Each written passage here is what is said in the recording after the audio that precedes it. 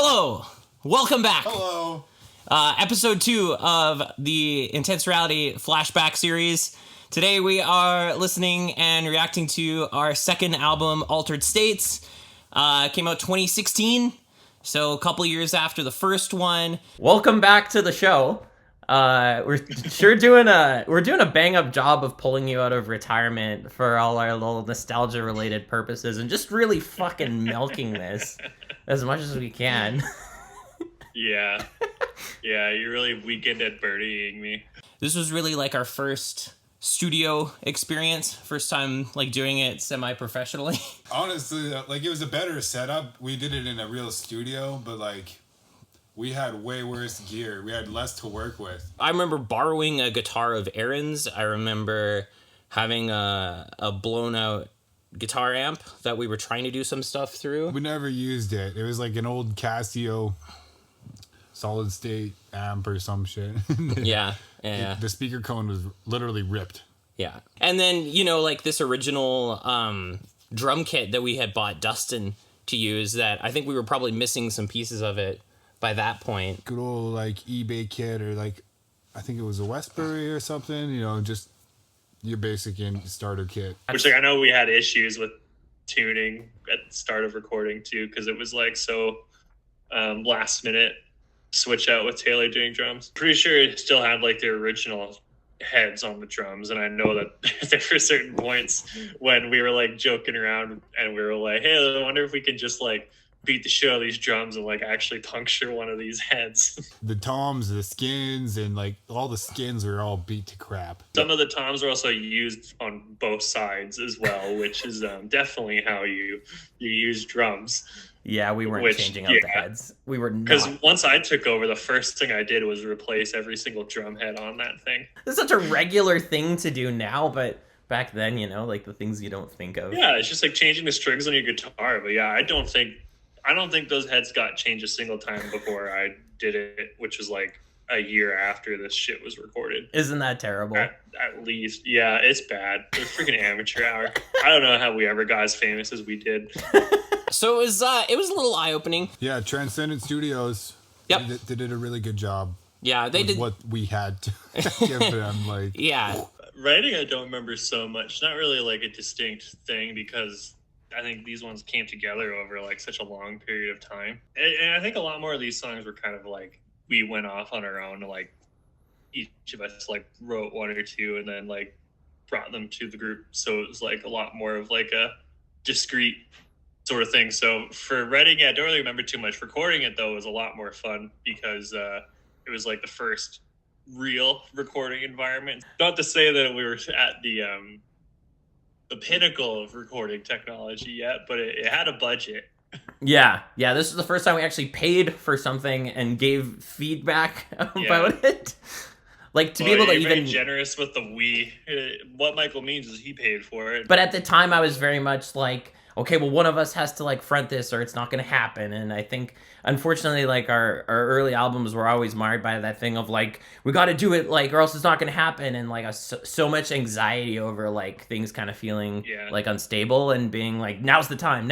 And I think that that's at least what got us to where we are. But it did sometimes lead us to like not record in the best conditions either. And it's kind of like interesting era for us too, right? Because Greatest Hits, we at least, you know, there was mostly still like the original 4 of us, but then this is the first one after we did our famous shooting of ourselves in the foot by firing our original drummer and then trying to figure out how to work as a 3-piece. I mean, I don't know if it was shooting us in the foot. Like, it's Schrodinger's drummer, you know, like if you're in the band but you're not able to actually be around for anything, are you in the band? Because we'd started some songs, and like I think we legitimately thought that they were better and stronger than what we had on Greatest Hits, but it was just a matter of trying to find a setup that worked to record them. After this time period, then it was decided that Aaron should play drums, but on this one you played drums. Yeah, we needed something. Yeah. And it was like, well, I've been fucking around on drums, so I felt confident enough to take it on. But man, it's a lot of work to do the drums and to keep the time and like have everything be clean and like because like I was trying to copy like GarageBand demos in some regard. It needed to be us doing these. Like, I think we had made some attempts to try to get other people to come in and fill in that drummer role, but nobody really stuck because nobody was as invested as you and I and Taylor were at the time. So eventually we stopped trying out different people and just looked inwards, and it was like, is there any way that just the three of us can do this? And the answer is yes, but it was a lot of work, and I don't know, there's probably only about a month maybe worth of like prep before I think we started recording in like August 2016. So I think maybe that July, maybe we were just trying to prep it, just trying to get something going. I feel like Taylor does need to get a shout out for learning all of this shit on drums very last second, and then laying down the drum tack. So he laid down, because like that was not easy to do, and I was like an impossible task, and he just comes in and does it. Yeah. Absolute legend. Insane, right? Like, Taylor stepped up in such a huge way, and I know that it was stressful for him, but he really rose to the 100%. occasion in a scenario where we're just screwed otherwise. Really and truly, like, you did double duty, and I think you did awesome for, like, everything. I was not ready. So. But I think we were so young that, you know, a sense of, like, when you're ready or not wasn't even, like, really established, right? We were definitely always, like, flying by the seat of our ass for those years. Recording to a metronome for the first time too, like we weren't really doing that with the first album. Well, that's not kind true. of. We had Metronome and Midnight Drive. Okay, yes. This one, it was like, oh no, like we need to try to learn how to do like every single song to a BPM, and that's the hardest thing to set that up with is drums, because if your drummer doesn't get that, then the whole foundation is messed up, right? So and yeah, I definitely remember like being stressed about recording a metronome too. Like I think I played like the whole album through like at least 2 times per day for like the entire month leading into it with the metronome. Yeah. Which I'm sure really pissed off the neighbors. But you actually did so much, and like you could tell, I want to give you some praise. Like you could tell that you were really giving everything that you could at the time too, and like really, you know, really, you were like really invested and were doing so much to help us and bringing forward like these really good ideas. I think this was almost kind of like a high point, this whole album really, for you being there and being involved in doing that. And it's tough too, because I think this is when we were all in school. So Aaron was in Calgary. Where did you live at in 2016? Were you still in Edmonton? In 2016, I think that's when I first moved to Red Deer. And then at the end of that, I moved back to Stettler. Okay. Then I would have been just about to move to Lethbridge. I think that's the other thing too, is fall 2016, I moved to Lethbridge for school. So I think another thing was like, if we don't get this album recorded this summer, then it's going to immediately be like 1,000 times harder because I live like 4 hours away from everybody. We had another time crunch too, because I was leaving in mid-August for a class. And I remember I had to do my stuff like early, and then you guys finished up after I left. Yeah. Right. So just like kind of starting to fall victim to that like adult scheduling. I still feel like, you know, writing wise, this was kind of like a step up from everything else, but I guess we'll kind of see today. It's also been a while since I've listened to this album too. Every once in a while, like one of these songs will come up on shuffle or something, and it's like, let's go. Yeah. Here we go again. I remember listening to this. I remember playing this over and over.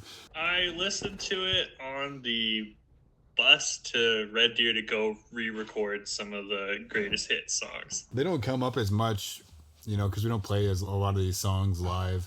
Let's check them out. Let's unfit this away. We'll learn to let it go someday. I love the way that song is structured. It's cool. It's a good like start to the album, and you know that's the thing I like about this one overall is like it had a plan, which is mostly you in terms of like how to staple all the songs together and like what order they should go in. But like I feel like overall it tells like a story. I don't know what that story is, but this Let It Go starts it off like a good way. I don't know, you get that mouthfeel of like this song is an introduction. Another breakdown song. Yeah, of course, right? Like, there's always going to be breakdown songs. Because that's just kind of a hallmark at this point. But I remember us, like, trying really hard when we were, like, writing that, kind of. But I have this memory of us in your family's, like, garage in Stellar. And, like, because this was written maybe 2 or 3 years before we actually got it recorded. But, like, Just being like really intentionally trying to figure out how to like make parts that like complemented each other and stuff like that. Like the back and forth part of the end. Oh yeah, I mean you can see that with the like the outro bits. Yeah. They're just like trying to do all these different layers. Definitely a little try hard. Yeah. It's pretty cool though. Yeah. I think sometimes we did have to like try hard, and other times you just kind of like let it go. Oh crap! Holy shit! I felt like we were really trying to like make it a step up from like the first thing. Immediately too, like obviously compared to the first album, like there is some production value there that just wasn't there on the original songs. Yeah, for sure. I don't know, like if this is out there, but the bass sounds the best out of any of the instruments. Yeah, that's actually probably true, to be honest with you. So you can tell, like they had good equipment, so that if you just like plugged into what they had, it sounded really good. You can tell, like, here's us trying to have like backing vocals in the songs and stuff like that too, which I don't think we really thought of the same way for the first album. We had a long ways to go with that, like the confidence to do that in the first place, I think. Yeah. If you like listen in the background of the tracks though, Aaron's in there like a lot. Like there's many songs on this album where Aaron's doing some backing vocals that like I think he was missing them on the first album. Yeah. He didn't really do as much. He's probably going to say something about that. Yeah, he might. I'll ask him about it. We'll see. His insert clip here. I'm not gonna say they're like super creative, but they're more than just like literally mimicking what you're doing, which is what Greatest Hits was. Yeah. But the thing is like 90% of those still got added in like when we were tightening everything up to go into the studio, because they're like, oh god, we can't be so basic. Yeah. I wish I could say on album 3 or 4 that we were better about pre-planning the backing vocals, but we just never have been. We just never have been. Yeah. It's always like same day everything else is getting recorded. We have like a new idea for backing vocals that just gets shoehorned in at like the very last second. As always, Yeah. we don't pre-plan any backing vocals. Still.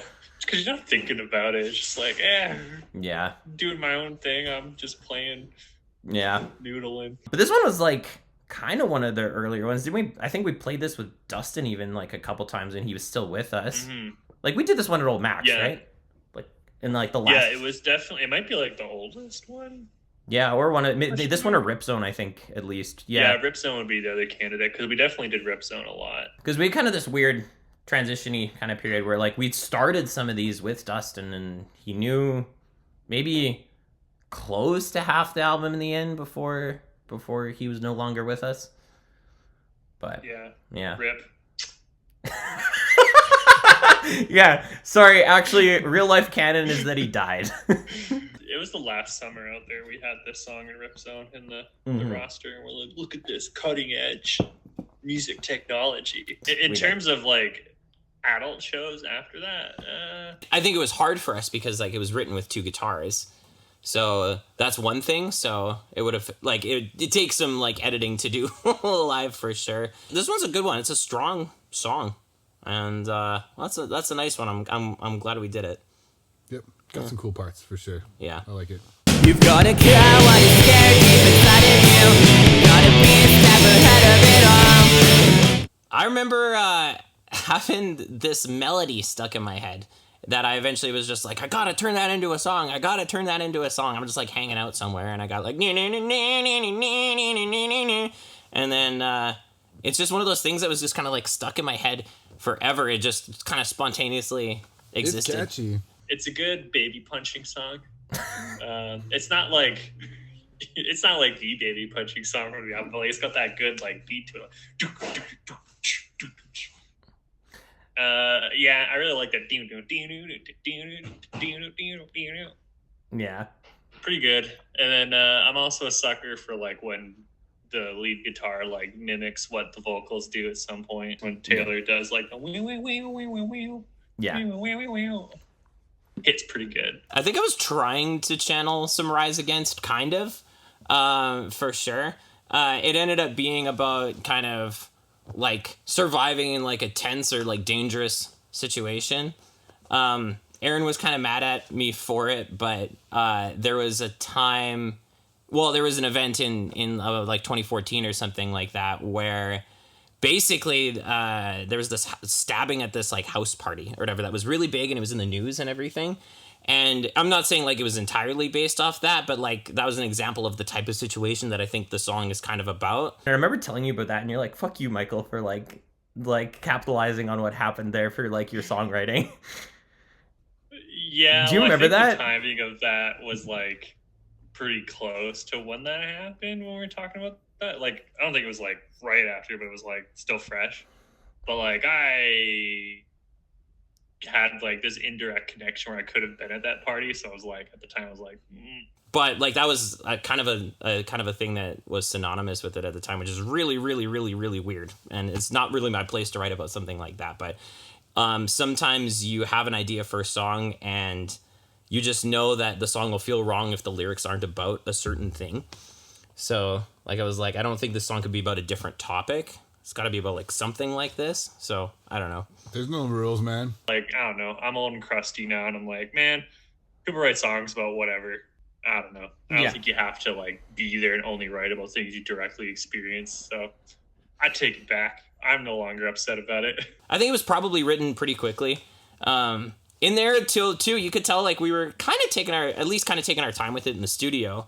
The guitar harmonies are really cool. You were always good at coming up with other things like that. Like you knew what to do. I would just like kind of do something. You'd be like, oh, I'll do this. And you're like, wow, cool. This one, I think we probably got recorded first, and I think it probably went down like the most smoothly out of all of them. Aaron always jokes it was his favorite because it's the shortest one. Well, you know what I say. I love those short songs.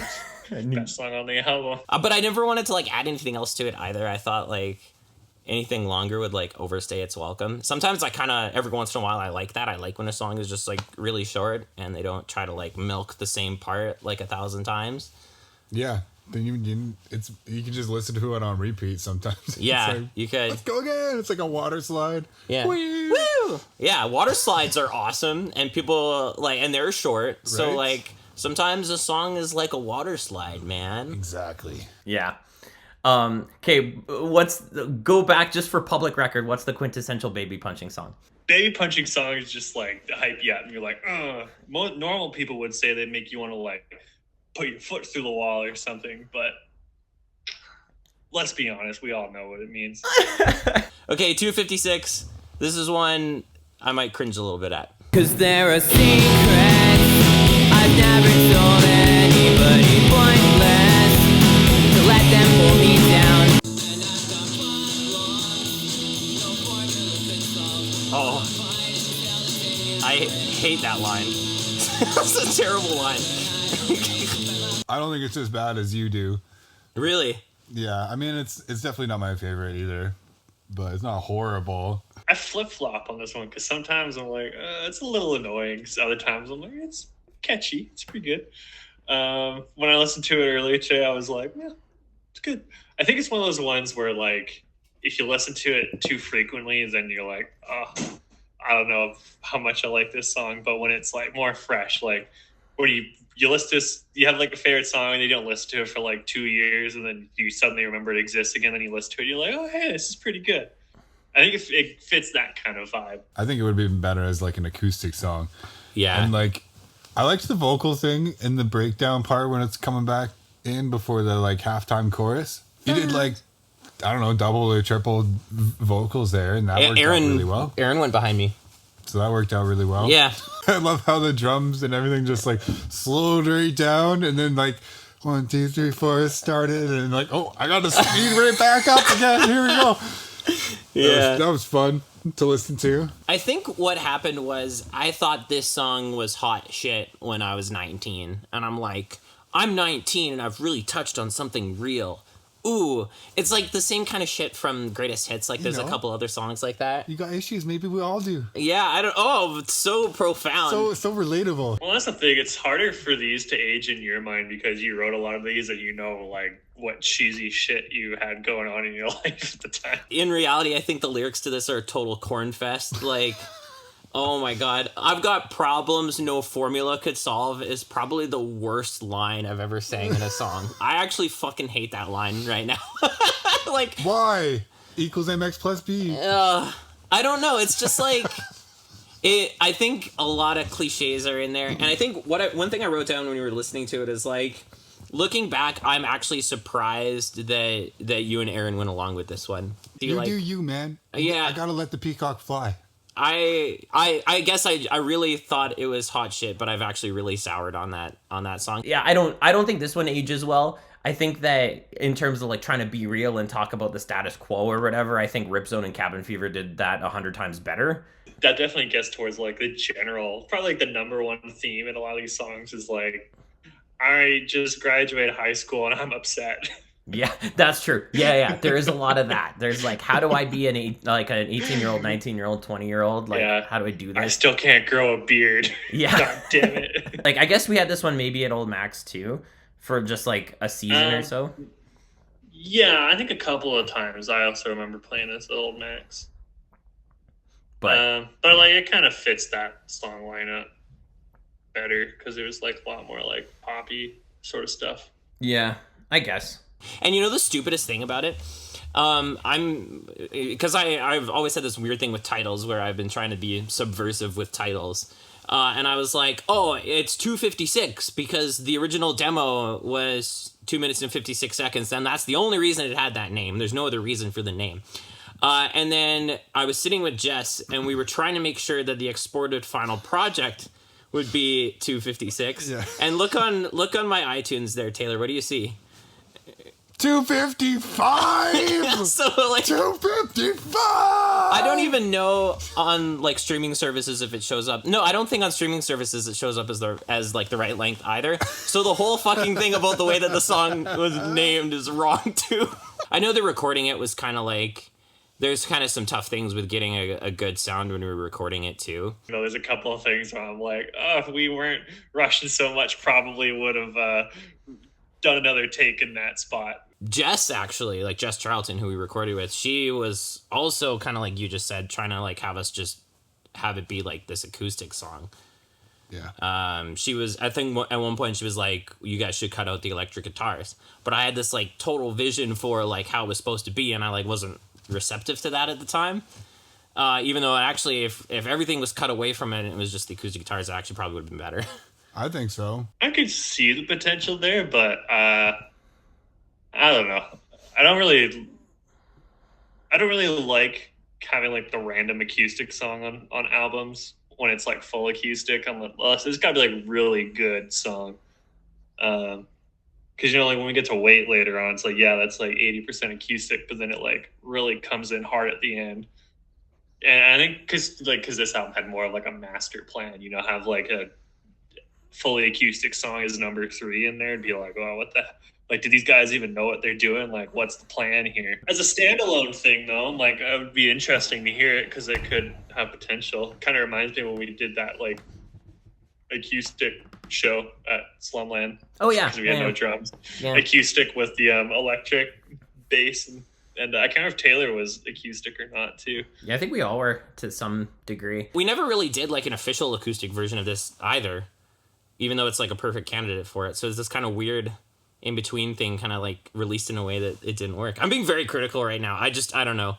This one like didn't work out really. Yeah, it was just kind of a miss, you know, where maybe if we gave it more time, you would have played it on acoustic more and we would have convinced you. I don't know. Like, I mean, I'm not going to say that it was ever like it was never on my like top 5 list for songs on this album, but I think like for pretty much every album there's always like a couple songs where you're like, no, it's the best of what's left, so it's it's going in.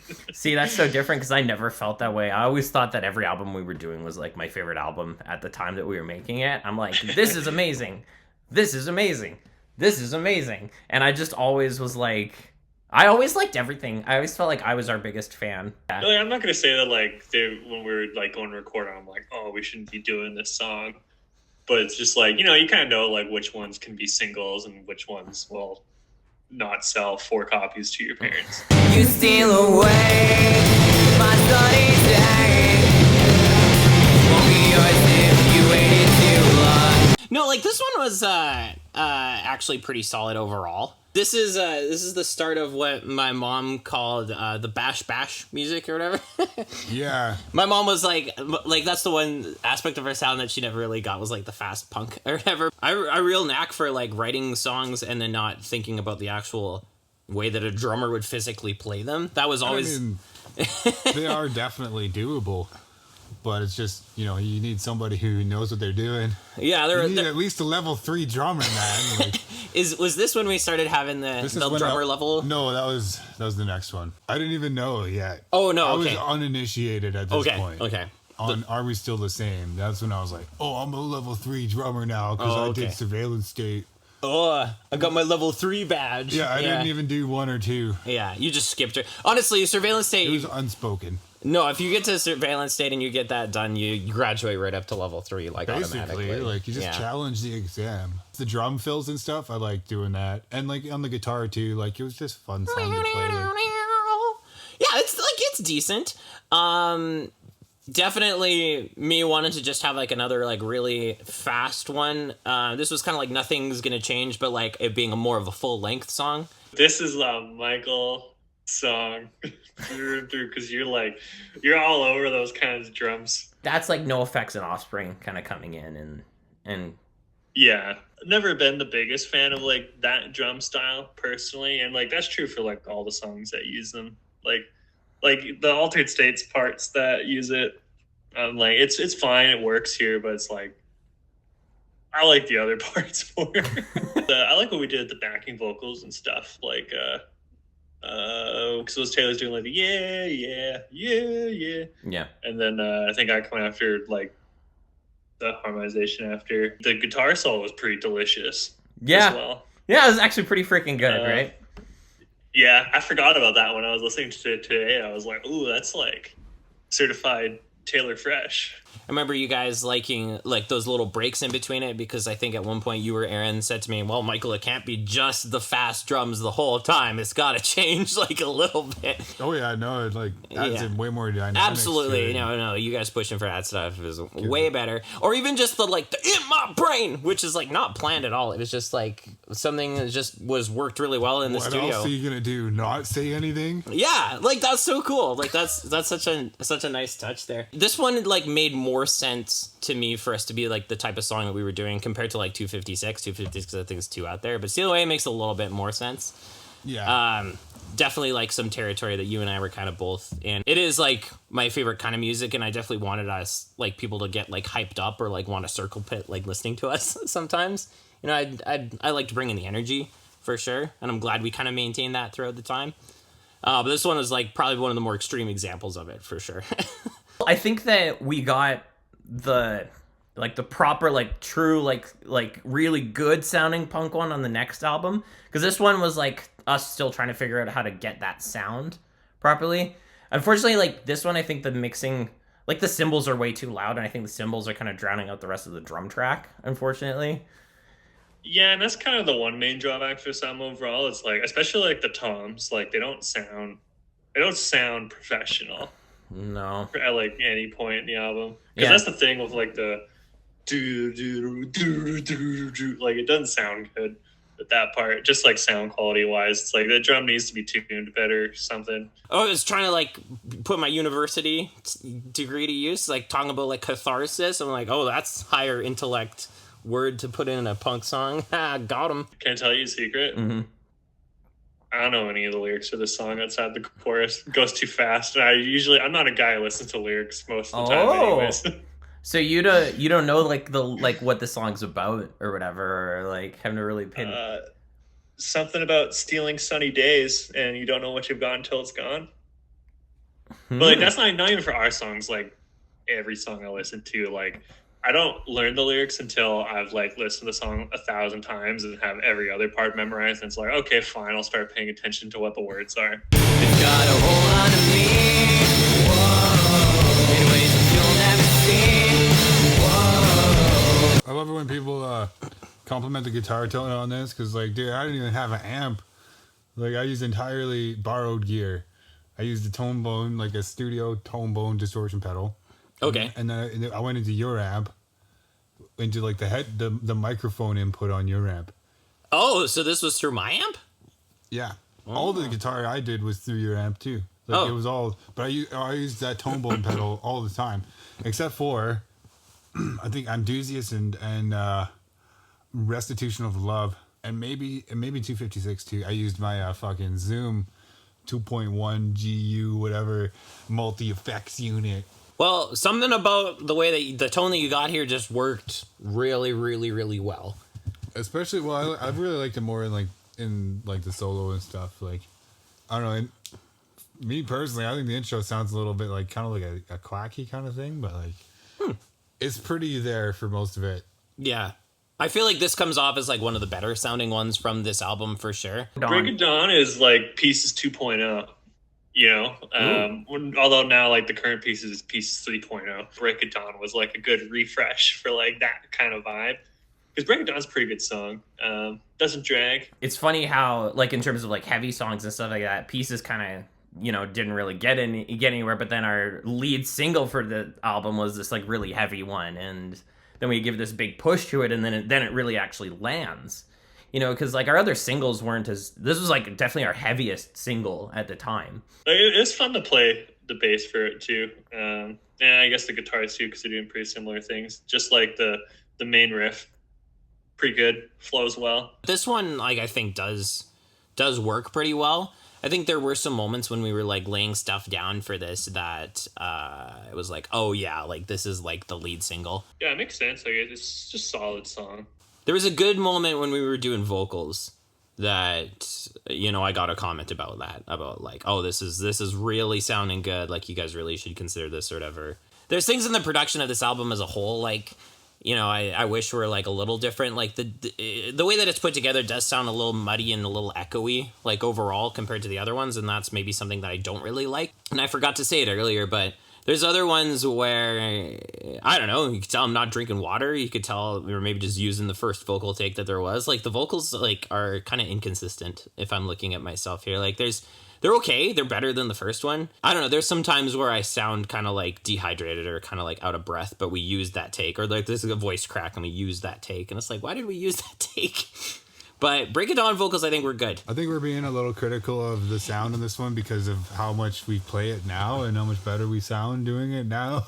Yeah, you're absolutely so like, right. Oh, you know, this isn't that good in this recording, but it's like the best of the bunch of the recordings. I mean, this could maybe be the song we've played the most. Next to like Arch Enemy or something like that. Like throughout all the times we've ever played live, ever since this song existed, we've basically played it. Yeah. This one's like kind of always been there. And it was like one of the first ones that Colton wanted to learn when he joined the band and stuff like that. And then, yeah, we really liked this one. We thought it turned out really well, and we decided that was going to be our lead single. We did this really hilarious thing where like we chose it as a lead single and then put out the album 5 days later. Like not much of a lead up. Because you could tell we were just in a rush to just get it out for some reason. Yeah. But still did the thing, okay? It counts. But then we did the video for this, too. What do you remember about the video? Well, we did it at the farm there, just outside of town, in, like, the barn area. Yeah. Set up some lights and went at it. And we were, like, taking turns being the drummer. You and Aaron, yeah. And we were wearing a gas mask, so you couldn't tell who the drummer was. Oh, yeah. I forgot about that. Oh, it was like taking his shirt off in a gas mask, wasn't it? Yeah, but then I think in some shots it was you, and then some shots it was Taylor. So like changes. Yeah, we were being very mysterious because we really didn't have a drummer, so it was just like it's who knows, right? But is that shirtless person Aaron or is that shirtless person Taylor? You could definitely like tell it was different people because like Taylor's a lot thinner than I am. Yeah, that was pretty fun. I liked doing the band side of that recording. Felt legit. And I think that probably was maybe something that helped push along Aaron eventually taking up the drums too. It was like we were kind of doing stuff like that. The same way I got into it, you just like have some time and you're like, I want to fuck around with the drum kit. Like, give me them sticks. Yeah. I want to rock this sick beat, yo. But yeah, so we filmed the band shots out there. Our old high school film teacher came and he lent us a camera to use. Mr. Fly actually came back and like helped us. Used his camera? Yeah, he like brought in a camera from the school. He was there, yeah. It looks like it's better than this camera for sure, and you can tell like there's a certain kind of crispness that is in there in those band shots. And then the plot was kind of conceived with some friends of ours. So Kaylee, my wife, who was my girlfriend at the time, she's kind of like in it, and then our friends Tyler Griner and Darby Austin return in it as well. They were both in the Stranded video, and then they're in the Break of Dawn video as well. So we were always like leaning in on our friends to just, like, try to help us whenever we needed extra actors. Which leads to the question of why is Griner always the weird guy in the videos? Because that and Stranded, you know. Kaylee's character in there is being like stalked, and then there's the twist ending that like the stalker is the actual one that like saves her from this like date that goes like sideways or whatever, and then the stalker's like the protector, and then we like filmed like a little fight, just trying to have something that matched like the darkness and like in the lyrics. The lyrics are kind of broad enough that it could more or less be about like a few different things, but going for like kind of a darker, grittier kind of thing. There's such a contrast between the two singles on this album, or the two songs that we did videos for, I guess. Because you have Break of Dawn that's like very dark and gritty, and then we have Wait that's very like light and kind of like more like emotional or whatever, I guess how you want to say it. After we put this out and put that video out, you know, started getting, you know, more messages, more people kind of like receiving this one well compared to like our first album. People being like, whoa, man, that song's like really kick ass. And then I think it played a part in that magazine from the UK that contacted us, that scammed us. Yeah, so this magazine from the UK contacted us, and they wanted us to pay them to do a review for the album. But it was like, but if you pay us for a review of your album, then you'll get exposure elsewhere. And we're like, oh my God, I don't know. Sure. But the thing is like, then we would have had to pay extra of our own money to get a copy of the magazine if it even ever actually got it printed.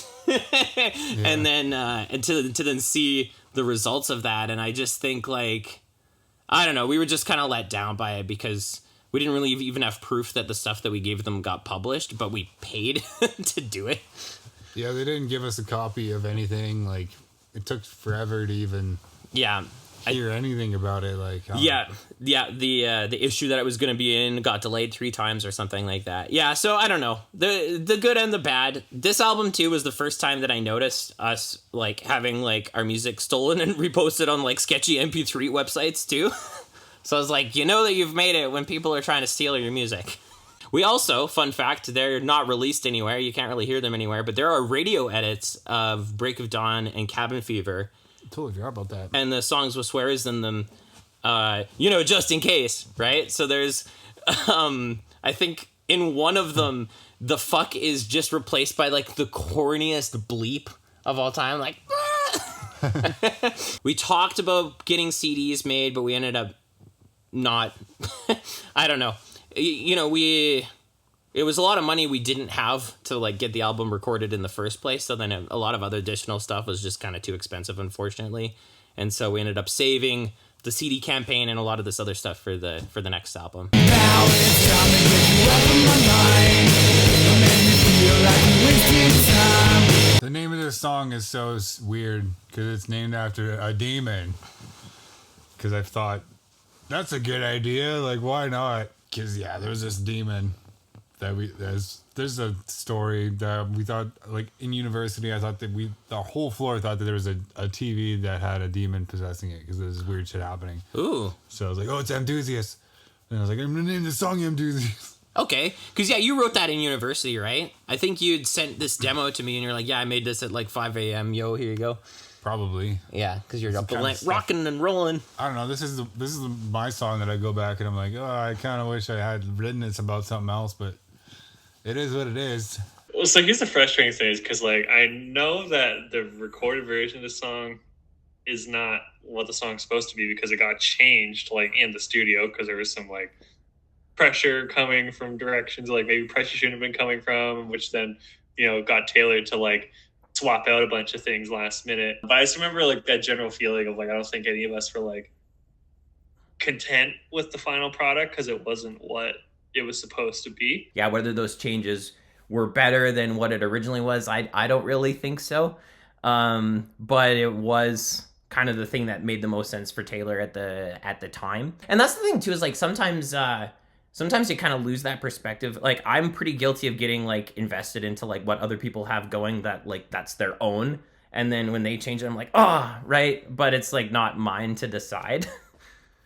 Yeah, exactly. Yeah, because it's just like, yeah, if you feel good about it, sweet, that's good.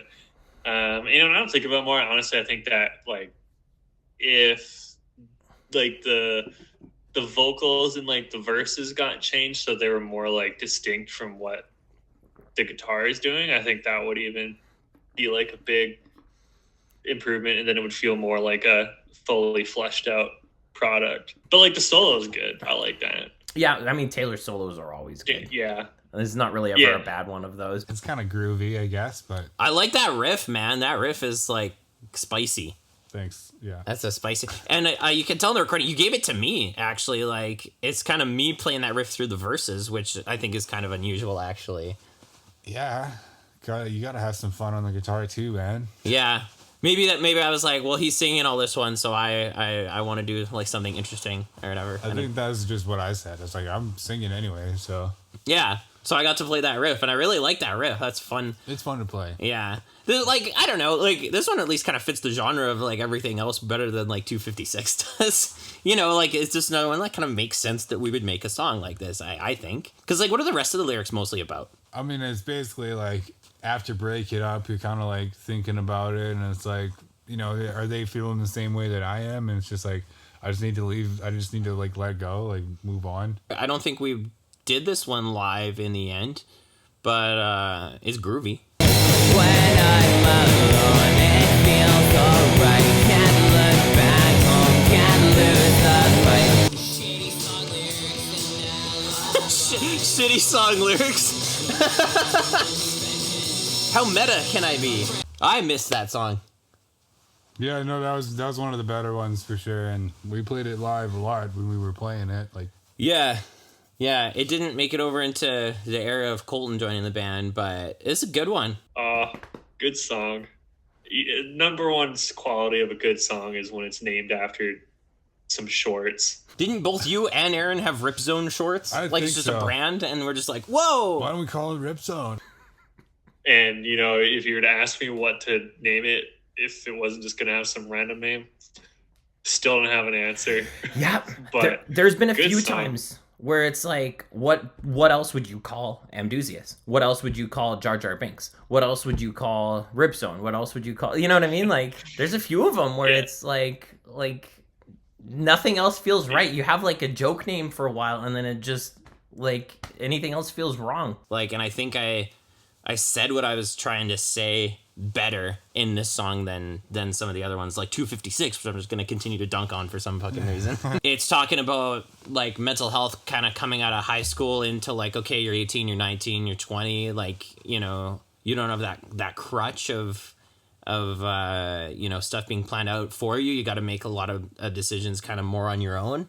You got to kind of carve your own path a little bit more, and how intimidating that can be. Kind of addressing kind of like mental health and like the you know, in yourself and like your friends and stuff like that, and realizing that, you know, like things aren't, you know, as great. Kind of bleak, I guess, a little bit. I think that song paints like actually a pretty decent picture. And then like the hardest somewhere you've grown to despise, I think kind of just like Ripzone and Cabin Fever, for me, I think I was trying to start to rectify and like talk about kind of like outgrowing our like hometown a little bit, and you know, needing something different, even if that something different is like really scary and intimidating. You kind of need it.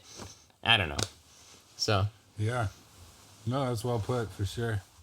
yeah, I like that there was a bunch of different, like, the drums changed a whole bunch of times, so, I don't know. That makes it interesting to listen to. Yeah, no, I really like this one. Definitely, like, I would say definitely top 3 songs, but then I thought of like 4 different songs that I put in my top 3, so that math doesn't quite work out. But I really like Ripzone, especially like doing it for a couple old Mac shows, because it was old enough to make it there. It's just good all around. Like, it's got a good groove to it, but then it also like got some punchiness to it when it like picks up for the chorus. I think this one was in the running for maybe being a single, and I think that we had talked about doing a music video for it where we were like on a trampoline or something. That'd be cool. Where we're like, it would have been like slow motion shots and we're like bouncing on a trampoline. But I don't think we had any good way to do that. But it was an idea. I don't think we had a trampoline. No, that's so step 1. But yeah, I miss this one. This one's definitely one of the better ones. I'm glad we played it as much as we did. I think we probably played this when we had Aaron drumming and those shows in Calgary. I think we probably played this one. But then after that, it kind of fell off the face of the earth and got replaced by other stuff. But here's another one that I also think is like really, really, really underrated song from this album. Love you more than words can say. Always wishing things will remain this way. You did such a good job on that song. I mean, that's the first song that I wrote it, and I'm like, okay, I'm a songwriter now. I wrote a song. More so than like Pieces. Yeah, because I feel like we did that together. Okay. But like this one, I pretty much wrote it by myself, I think. Like, Oh, that's true. Like in terms of like the fact that Pieces were kind of jammed out live, like Yeah. and in practice, but this one you like totally did separately. yeah, I mean, like I think I did. Like, Yeah, you made like this whole GarageBand demo yourself and stuff like that.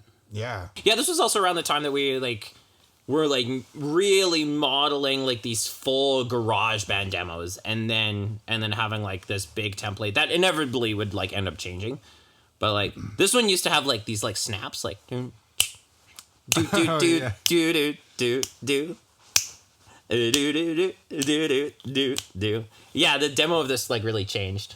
Like there's actually a whole demo version of this album. Like we made literally from start to finish like GarageBand demos for every single song we ended up recording. yeah, it's better, but nobody's allowed to listen to it. This is a great song. I thought Taylor's performance on this was wicked. The vocals at the end just give me chills. I was like, oh my god. Yeah, like everything about it's good. I wouldn't change anything about the recording of the song. Mm-hmm. Just bravo. This one was like one of those like holy shit moments, and like Aaron and I were just like so impressed by like how you did on this and like your vocals at the end and stuff like that. That was your idea. To like have it break down like that, or Yeah, to just end it with just my voice, basically. oh Yeah, that was your idea. well, you did a great job Thank of you. my Thank you, sir. idea. Thank you. I like this song, man. It's just good. It's very different from like what we normally do, especially for like me on the bass. Like I don't even know how to describe it, but it's just like it is a lot less bass and it's better off because it's like that less is more kind of situation. Depending on my mood, this is my favorite song on the album. But like this one is like just a great freaking song. Oh, thanks, man. Yeah, I think there's some stuff that never really got the full credit or the full circulation because we weren't playing live at the time too much. Part of the hard part about doing this one live is that my vocals are really quiet, and this is a song that I sing quietly too. Yeah, On top of that, so it's like there's no way to do it without getting fuck tons of feedback, basically. The sad thing is it's not the kind of song you can do live. Yeah, the down-tempo ones always get a little bit of a harder rep, like, to get played live because you don't want really more than one in a set list. And then I think what ended up happening after this album is that we would use Hold On as, like, our kind of lower energy moment, or for a little bit we're using Waves as our, like, lower energy moment, or, like, kind of backing forth in between that. Yeah. So, like, anything that's earlier, that's quieter, it almost doesn't have a chance. Like, Wait, we barely even did Wait. Well, that's kind of the issue when you're like playing at the underground level. It's like people want their specific genre. It's not like when you go and you drop in $200 to go see your favorite band, where it's like you'll listen to like all of their songs because you know what's coming, and like that's what you're here for. It's like I'm here to listen to random punk rock songs that I've never heard of before. I don't want to listen to like this slow crap or like this poppy crap or like metal crap. Like, just give me the one flavor that I came here for. But I mean, there still is something to say for the versatility of this. Like, I mean, this is an album that has Break It Dawn, but then it has Wait, but then it has Ripzone, but then it has Steal Away, but then it has Restitution. Well, that's a nice thing because it's like our album. It's like we can put more variety on it, but like we never played this whole thing start to finish at a show. But if we would have played it, it would have been with you drumming, and I don't think we did. No, we didn't. Yeah. Too bad. Well, you'll have to like dust it off. Yeah. I'll come back so we can do this. Okay, I would support that. Your memory still haunts me much more than you know. There's a piece of you in everywhere I go. that's the best song on the whole album. Yeah, if we wrote every song like Altered States, we'd be famous. That is the best song on the whole album, and we don't even play it, and that makes no sense to me. But like, I love what we were doing on that song. The lyrics are awesome. The instruments are awesome. They're doing like really cool kind of cool back and forth parts. All throughout. It's a fun one. Like it's good as a title track. Like it's got all everything going on, like the funky distortion at the beginning. It's got your skate boy drums. It's got just all the stuff. I know it doesn't sound like us in the beginning, but like it is cool, like having that like weird synth based stuff like kind of going in the background for a big chunk of the song. It's meant to be like a big kind of like step in a different direction. Like we would never have put like a bass synthesizer kind of sound on a song on our first album. We never would have done that, right? So it was kind of like an intentional kind of subversion there. We were hanging out at my house in 2015, and you started working on some lyrics about something, and I started working on some lyrics about something, and we just like totally took all our ideas and just put them together into smashed it together. Yeah, I was gonna say too. This is probably the best example of us working together on the same song and just kind of like both of us doing as best as we could for the same song. Yeah, and you and I spent like a lot of time together on the demo of it, and like we programmed kind of like how we wanted the effects to be in the demo, and this one is kind of 1-to-1. Like the demo and the finished recording are basically the same, like just kind of reconstructed, right? But like the demo is not really any different. The outro too is interesting too. I think that was pretty different from what we were doing at the time. It was kind of cool, just like totally random. Like a song ends and it just comes back with the drums for a little bit. You've got a mix of like the skate punk beat with like something that's like halftime, with just like a standard beat. Like, I don't know. This one is awesome. I love this song. We played it live with Aaron on drums, and that's wicked. And I'm really glad we did that at least. Yeah, it's fun when I play on drums. I like doing this on drums too. We only really did 3 shows that were like directly promoting Altered States, and that's all that we really kind of had. Yeah, we played it at my last show. Yeah, so we would have had Distortion, and then the Blind Beggar, and then the YYC Rocks Against Bullying. Yeah, I completely fucked my wrist. That's okay. I mean, you still did great. You know, all things given or whatever. Man. That hurts so much. I know. I felt so bad. It was really disappointing though, because that did end up being the last one. Because it was like, not how you want to go out. But yeah, I don't know. It's not like I knew it was my last one at the time. The times where I do like go back and like play some drums, like this song is usually one of the first ones that I do on the drums because it is fun. Nice. Yeah, we should have done it more probably. Like it's satisfying and it's just well done. Could be like a close to a top 10 Intense Reality song for me, maybe. I wish that we could have got, a video for it or kind of had a bigger treatment for this one, because I think this one deserved it. And recording wise, this one came out okay. Like there aren't really too many issues with the recording too. Mm-hmm. It was kind of just a 1-to-1 from the demo right to the studio version. So I guess it sounds like it should. Oh, and then this was the namesake for the album too. Do you remember how we came to like, okay, the album is going to be called Altered States?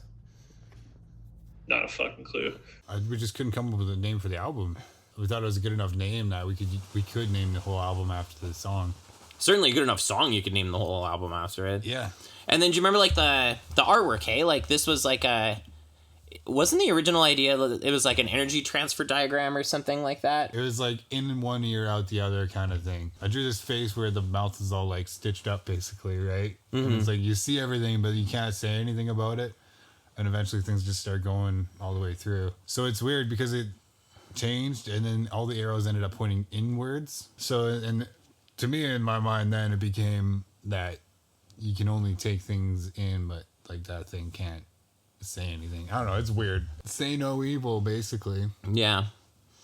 And then like Altered States, like to me that almost kind of like suggests, like something's awry, or you're not in a clear state of mind or whatever, which could be like as a result of this process or whatever too. Yeah. Yeah. So there's like deep meaning there, fams, even though I don't think we ever like really broke that down in any kind of way or like explained the title. Aaron did the album art. He kind of photoshopped it all together. The artwork. The artwork. The dude's got the fucking tattoo, man. 100% committed. Because you helped us to like make up the digital version of the album art, right? Well, yeah, because I think that's the reason why, because I had to make it for the tattoo, so I basically already had it and just wasn't too much more effort to just take it the rest of the way. Mm-hmm. Yeah, so there you go, right? And then we kind of had like a little bit of a logo and kind of a thing going on for a while. We got stickers of it too. I mean, it's like a classic like punk band logo. Like you look at like Blink-182 or like The Offspring. Mm-hmm. You see the inspiration for it. Yeah, absolutely, right? It's not the most original one, but it was kind of cool. It was kind of a vibe. Just like everyone, I'm tired. Eventually, we are bored and uninspired.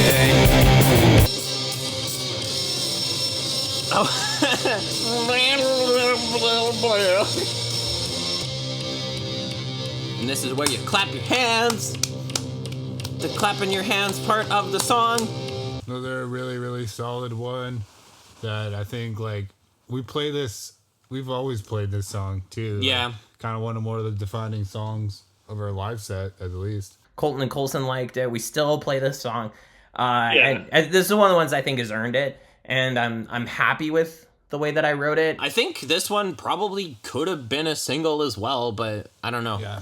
We just kind of... I don't know why it wasn't. Yeah, this one is 1-to-1 basically from the demo. I made this GarageBand demo of it. Minus, I guess, some backing vocals from Aaron and some stuff like that. But this one was same kind of topic as Ripzone. Being in Stettler over the summer, getting kind of bored, actually. Feeling like every day was kind of the same as the last day and kind of just getting a little bit antsy. Good nostalgia song, because sometimes you're just like, do I miss Stettler? And then you listen to Cabin Fever and you're like, no, I don't. Cabin Fever is living in Stettler too long, being like, wow, I've gone to BP's for the 6th night in a row with my friends. Wang Wednesday. Yeah. But then just like staying there Yeah. until 1:30 in the morning and bothering Janaea when she was at work and just playing pool game after pool game and being like, wow, Yeah. I have nothing else to do in this small town. I couldn't help but take a dunk on like country music and I guess the kind of like some of the culture in Stettler, I guess I wasn't like vibing or identifying with. So I couldn't help myself but put that in the song, I suppose. And that's once again, I don't know. Not something I would do these days to like go out of my way to say something like that. Yeah, I mean, this is one of the few songs where like I actually do know the lyrics, and I'm like for all of it, I'm just like it's true, it's accurate, and it had to be said. It's everybody can relate to that topic. So like, okay, sure, it's about a small town, but like even if you grew up in a big city, it's like everybody wants to like go somewhere new, do something different, not just like be stuck doing the same lifestyle they grew up with for their whole lives. So it's like a lot of people can relate to it. But then it's got the added benefit of actually being a good song on top of it, which doesn't always happen. I still like the lyrics of this one overall. The breakdown, it's got a breakdown. It's got a breakdown. It's got the cool roll. It's got a good build up. It's good energy song. I'm playing the lead on this one, but normally you do it. I like what your guitar does, like the that, and then yeah, the breakdown is good too. And then more recently, we've been playing that like main kind of like solo riff like together. Yeah. I really like these days how we like do it together. It's cool when the bass is doing it too. Yeah. It's like, wow, we got so many levels happening. Yeah. So this one's great. I love that we still play this one. This is one of the ones along with Break It Dawn that we chose to be on our 15 years compilation because it's like these are our highlights and kind of mainstays and stuff like that and kind of significant moments from this album. And yeah, even though it never got like the same promotional push that like Break of Dawn and Wait did, this song was like just as good. Stay for me, no one will ever be there for you like I do. I'd wait for you. That's gotta be one of the best ones too. Like it's really good. I'm gonna say that about the next one too. Yeah, but like the back half of this album kind of goes hard, honestly. For real. I'm remembering how quality it is as an album. I had that kind of thing with Greatest Hits, but I still think this is a better album than Greatest Hits. Probably, yeah. I mean, we do better every time. Yeah, like every consecutive one is a bit better. But yeah, Wait is cool. Somebody said to us, like one of our female friends said to us, maybe it was Shay or somebody one time was like, you guys don't really have like that kind of like slow song. It was at a time where like Aaron and I were going to be sitting down and going over some songs anyway. So we're like, okay, well, let's make one then. And so Aaron and I just kind of like sat down and mapped out the music for this one together. I don't know. We never have any songs. It's just like you and me just playing.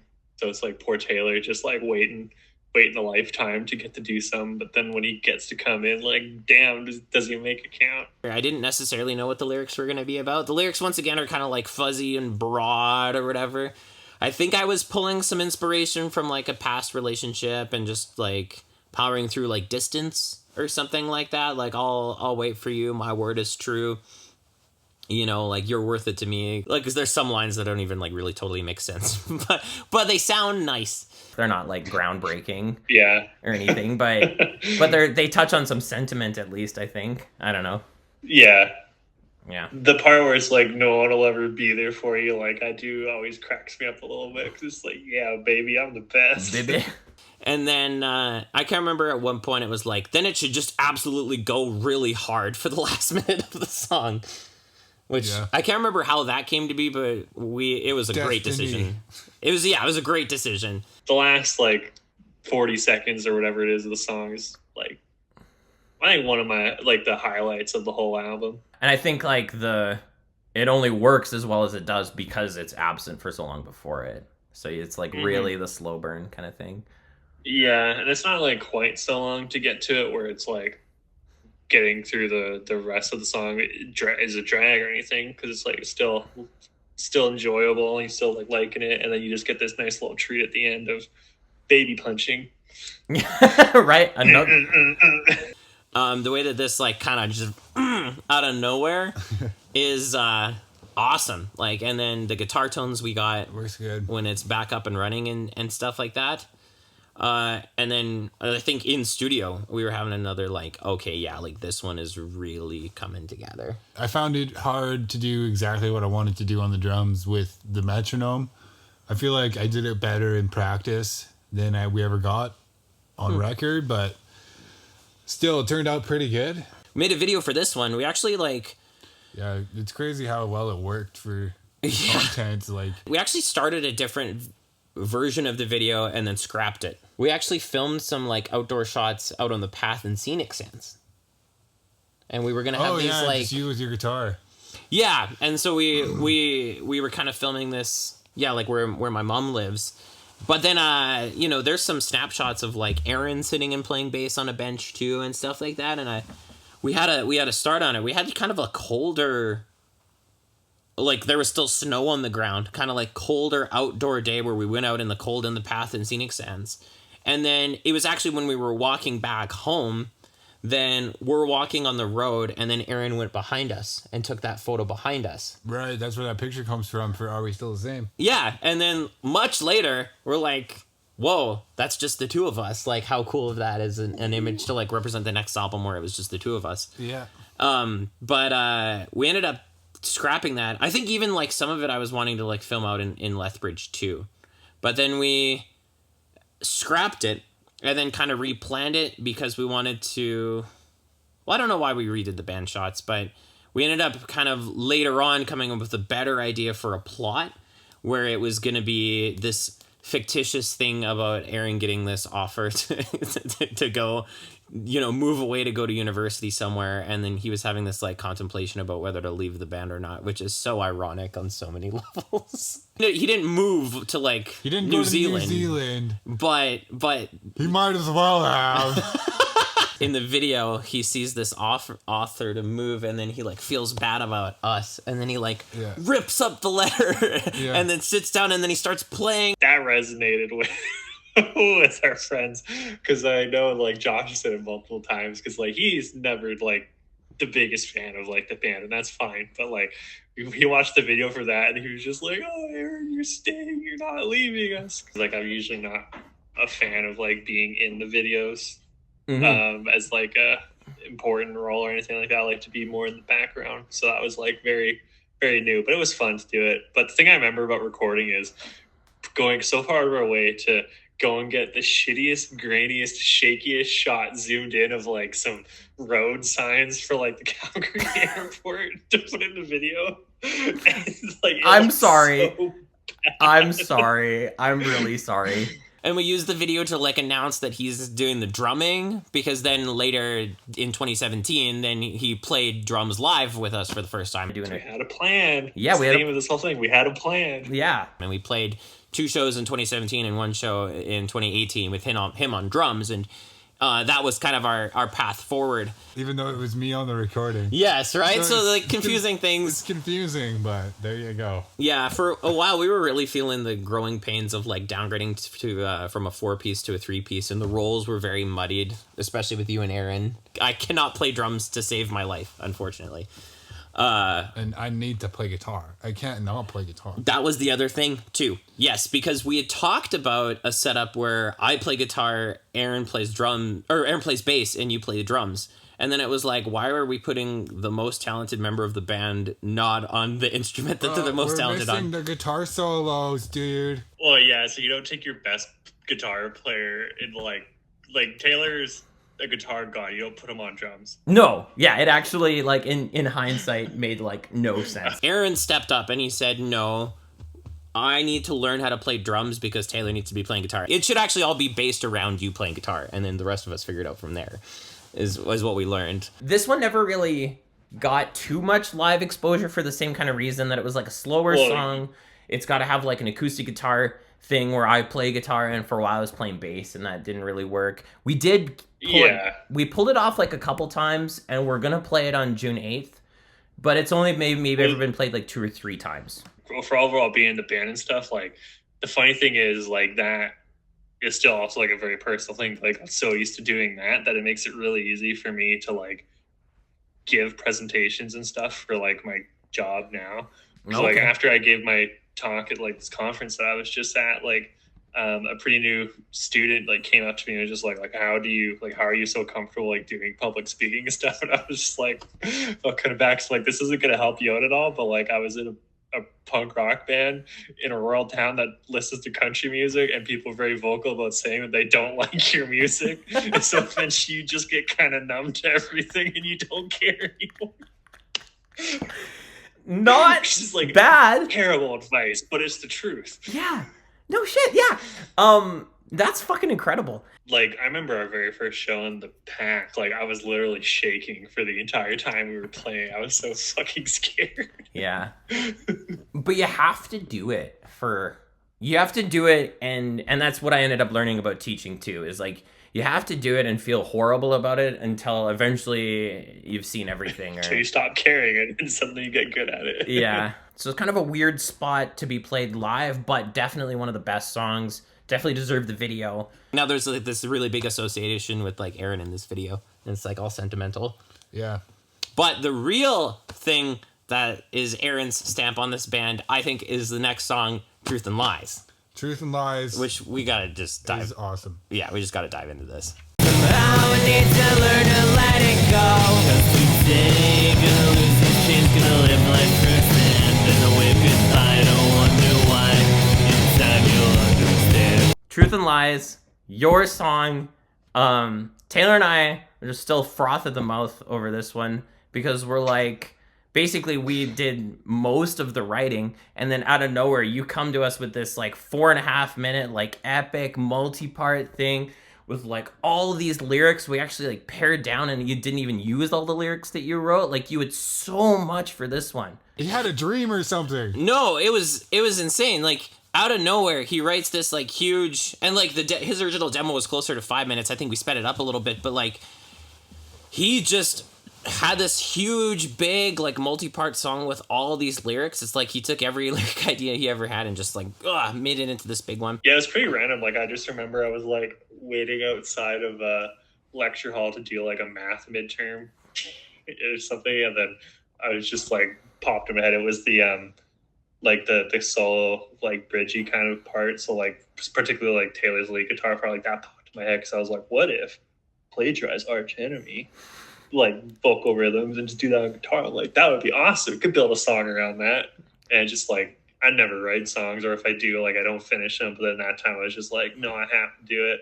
Mostly because like, I mean, you always write so many songs, and Taylor already had 2 on the album. So I was like, gotta make a goddamn contribution for once in my life. Holy shit, dude, but what a contribution. And you had such a cool way of doing it too, because you had like this demo where you had like piano notes that could be like the vocal melody. Yeah, I just wrote it all on my bass. I remember doing that because I'm pretty sure like that's what most of the original I don't know if I ever gave you like the OG version of it, but like every single track is just on my bass, and then I converted some of it to like the keyboard stuff in GarageBand later. Yeah, I don't know. I was just like feeling super inspired. I have not had the urge to write anything ever since. I remember being like, okay, this is your song. I want to have your voice on it, and pushing him to do that little bit of like lead vocal in the chorus, because like I want you to have like your voice in your story that you're telling. It's just more genuine and legitimate to hear it from the writer of the song. So yeah, I really pushed for him to do that, and I'm glad that I did. Yeah, I was scared to do it. Like, I think it turned out okay, but I was just like, I mean, I know I'm not the best singer in the band, so it's just like, But like, I'm good at mimicking. I can't get pitch on my own as easily. I can mimic, switch it over to like those parts. It's like, never like thought so consciously about what I was doing musically in my entire life as when I was doing the vocals for that. And then that ending with like, I hope this never ends. Like, I took that on as like almost kind of like a double entendre for like the band and stuff like that. And like, Yeah. it's just like a vocal by itself to like end the album. It just seems so powerful. He would never actually talk about what the song was actually about, and so we'll see if I can get him to break the silence. Because it's about his grandpa. Yeah, I mean, it was about all sorts of stuff, like, because like that was written, I don't know, that might have been like the last song that was written for the album. I think it was a pretty late edition. So that was like, you know, coming up towards like the end of like my degree, and it's just like coming with the reality, like, oh, not gonna get a job, like not sure what I'm doing in life, is like if I've made like big mistakes like 4 years ago, like picking a career path and like having to move again potentially. Because I don't necessarily think I was thinking about like going to national time, but I was still like on the radar. So it's like all that like turmoil, like that part of life. And then there was like other stuff, it was like relationships are like fall apart too, and things like that. Uncertainty about the band. So it's like it's kind of like this big combination of like all these different pressures and stuff. And it's like, like what's going on? How do you deal with it? So like I think that's like kind of the vibe for like the first like 2/3 of the song before you get to like the epic guitar part. And then like, I mean, the last bits are definitely like way more positive, because then it's more like, okay, like can't be like such a baby and like go and like curl up and stick your head on the ground. Like gotta still like go and live your life and like do something. Mm-hmm. So it's like just sort of that kind of vibe. Yeah. It's like the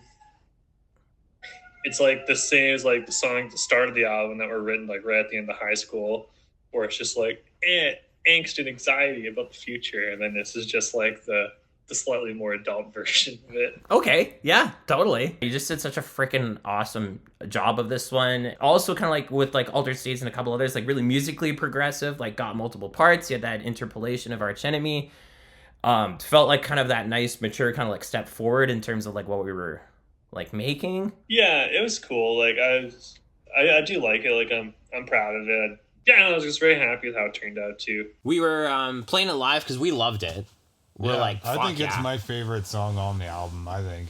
And then when we would play live with Aaron, we would go, I hope this never ends. Yeah, the Arch Enemy. Which like also Flowed really well. So fucking cool. I love that we did that. It was almost this weird kind of moment where if you had like our first two albums, you could almost loop the end of the second one into the beginning of the first one again. Yeah. And then just go through. We're and a backwards band. the line in Let It Go, no one's been there since the end. But then the end is the last song on Greatest Hits. That references the song, The End. So there's this weird like cyclical thing that you can do with Greatest Hits and Altered States, where like, yeah, you listen to it and then the end of Greatest Hits is referenced at the beginning of Altered States, and then the last song in Altered States could be cycled right back to the beginning of the Greatest. I don't know, just weird kind of thing there. It's all connected, man. But we played this one live then, and then haven't in recent years, but this is another one that is wicked. And then that kind of caps off the album. That's Altered States. The last album I contributed to fully. So I'll do the same thing I did in the other video. So, okay, highlights or like strengths of the album overall. What do you think? I feel like we got a little bit more like fun to play stuff going on. We got more drum fills and more intentionally written drums, I think. Mm-hmm. That definitely stands out to me, and just better We had more control over the production, and overall we just did better, I think. It came to my head after we moved on from Restitution, but the whole vibe of like Taylor's guitar solo with like the do do do do do do of like the bass, and the drums, like it's just like it feels good. That part, it was like one of the ones was like, yeah, like we like nailed this one exactly the way it should be.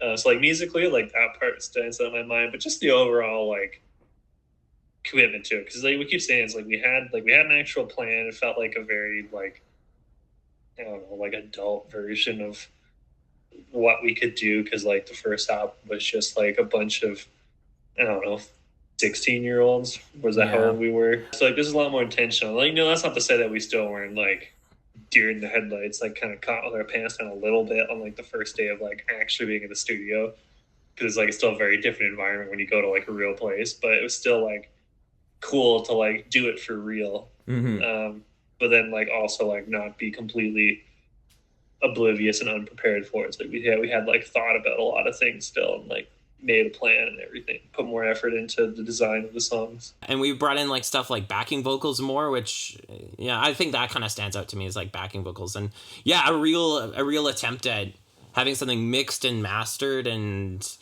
kind of going the professional way, although I think we learned a lot from that process that, then was like kind of things to continue or things to avoid on Are We Still the Same. Did anything surprise you, like just on the recordings? Not really. I think it's pretty much what I expected. Not so much, because I actually listen to this album like probably like 2 times per year.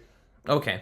Because like it hits that sweet spot where it's like, obviously like if you like, I don't put it on shuffle when I'm listening to like real music, because like you can still hear the difference in like recording quality, but like it's in that sweet spot where it's like still close enough that like if I'm in the mood to just listen to like this album, totally good. I think there was some extra like backing vocals or just like lyrics that I like reacted to differently than I would now. There are some points earlier in the album where I think I have some more to criticize, and the earlier part of the album I think kind of brings the whole thing down a little bit. But the back half of it, oh my god, is incredible. That's where all the best songs were, for sure. Yeah, we stuffed all the best songs at the back. I don't know why we did that. If we could transport ourselves back to 2016 and we're about to record this and put this out, like what would you edit? What would you change? I'd be like, go rent an amp, go get a drum kit, I think just putting more time into it beforehand. Just not rush it so much, because like most songs have like these little teeny tiny things where it's like I don't even know how many people would even notice them, but it's just like because we know like exactly what the song's supposed to be and how it's supposed to sound, like those little things stand out. And like that is the one like drawback to listening to it, is those little mistakes where you don't quite play it the way you wanted to play it in your mind. Like they're permanent, they're forever now, so you just kind of got to live with that. So yeah, I got like a list of like little teeny things like that where I'm like I didn't like how I played that, or like this should have been another take here. Like we said earlier in the video, it was kind of just a weird time, and I was pretty like sensitive of the fact that like, we were all kind of moving away, and I was moving 4 hours away, and I was really worried about us not even getting a second album done. So I know that, it was kind of like do it now in these less than ideal conditions, or it maybe doesn't happen at all. I also think like in hindsight, I would almost pare down the track list a little bit. I don't think 256 belongs on the album, if I'm being entirely honest. Yeah, I mean, I feel weird about some of my songs on there too. But you guys always thought they fit better than I did. So. Would you cut anything? I wouldn't cut anything unless there was like a new song to replace it with. Maybe we're always our own worst critic in that way. True. But there are some highlights on that album. Altered States, the song, I missed the hell out of that song. Ripzone, Cabin Fever, Wait, Truth and Lies, Break of Dawn. Even like Let It Go and Take It From Me, I think are still like really good too. Yeah, I would still play those two, and Ripzone. You got 6 songs in a row, like Ripzone, Restitution, Altered States, Cabin Fever, Wait, Truth and Lies, like those. Like there's no weak songs in the second half. Yeah. But yeah, that's our look back on Altered States. Thanks for doing this again, man. Well, yeah, it's cool. Like, I mean, this stuff definitely doesn't happen if you don't have like the nostalgia streak in you that you have. Yeah. So, like we mentioned, Break of Dawn, wait, Cabin Fever, they're included on our new compilation album, 15 Years of Intense Reality. That drops June 8th, so that's coming down the pipeline right away here. Yeah, but that's our look back on that. Stay tuned for more fun things, and we'll catch you around in the meantime, fams. Tally ho. See ya. Bye.